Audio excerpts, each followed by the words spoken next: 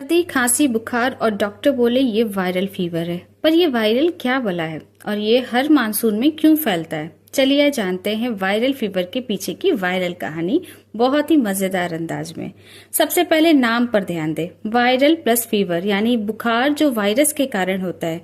ये कोई एक वायरस नहीं होता, कई अलग अलग वायरस इस फीवर को पैदा करते हैं, जैसे इन्फ्लुएंजा के वायरस, डेंगू के वायरस, एडनियो वायरस और राइनो वायरस। मतलब ये एक इन्फेक्शन है जो बॉडी के इम्यून सिस्टम को एक्टिव कर देता है और उसको रिएक्शन बुखार हो जाता है। कैसे होता है ये वायरल फीवर, चलिए उसके बारे में जानते हैं। अब सवाल उठता है वायरल फीवर होता कैसे है? कारण बहुत सारे हो सकते हैं, जैसे बारिश का मौसम यानी वायरस का मेला। बहुत प्रकार के वायरस इस समय फैलते हैं और हो सकता है कि आपको उस टाइम ये प्रॉब्लम हो जाए। दूसरा, गंदा पानी। तीसरा, संक्रमित व्यक्ति के पास रहना, यानी कि किसी को ये वायरल इन्फेक्शन या वायरल फीवर है और आप उनके संपर्क में आ रहे हैं तो उसके कारण ये वायरस आपकी बॉडी में भी आ सकते हैं। इसके साथ ही हाथ धोए बिना खाना खाना, ये बहुत ही ज्यादा प्रॉब्लम करता है और ये सबसे ज्यादा जड़ होती है वायरस का हमारी बॉडी के अंदर आने का। इसके साथ ही भीड़ भाड़ वाली जगहों में रहना।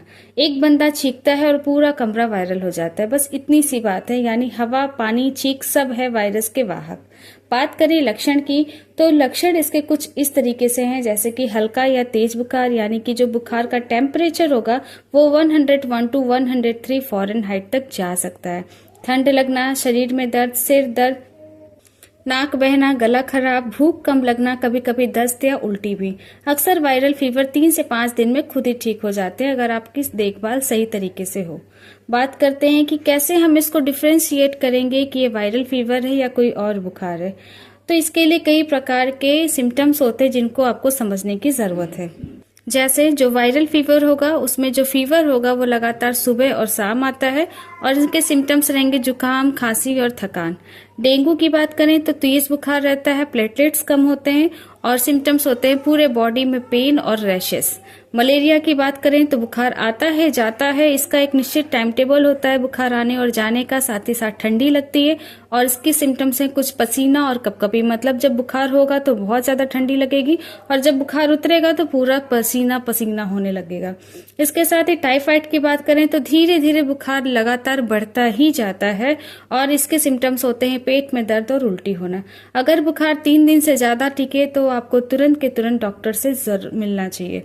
अब बात करें कि इस वायरल फीवर से हम अपने आप को बचाएं कैसे, तो सबसे पहला तो बार बार हाथ धोएं। कुछ भी करना है आपको हाथ धुल के ही करना है, चाहे वो खाना खाना हो या फिर आप छींकते भी हैं, खांसते भी हैं तो आपको हाथ जरूर धुलना चाहिए। ज्यादा भीड़ भाड़ वाली जगह से बचना चाहिए क्योंकि वहां पे वायरस बहुत ही तेजी से फैलते हैं। इसके साथ ही जब भी पानी पिए तो पानी उबाल कर पिए या फिर आरओ के पानी का इस्तेमाल करें। हल्का और पौष्टिक खाना खाएं ताकि आप जो है बाकी बाहर के जो फास्ट फूड होते हैं उनसे आप बच पाए। इसके साथ ही आराम करें। वायरल में हीरो बनने की जरूरत नहीं है, जितना ज्यादा आप रेस्ट करेंगे उतना ज्यादा आपको रिलीफ मिलेगा।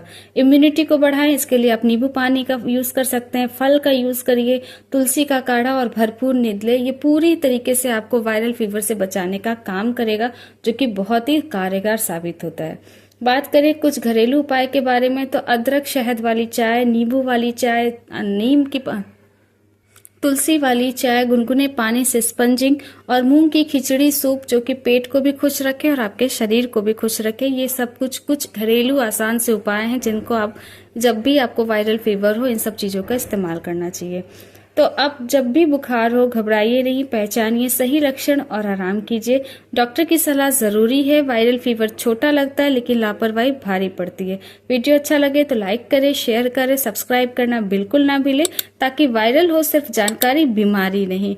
Thank you so much. मिलते हैं अगले वीडियो में। Bye bye.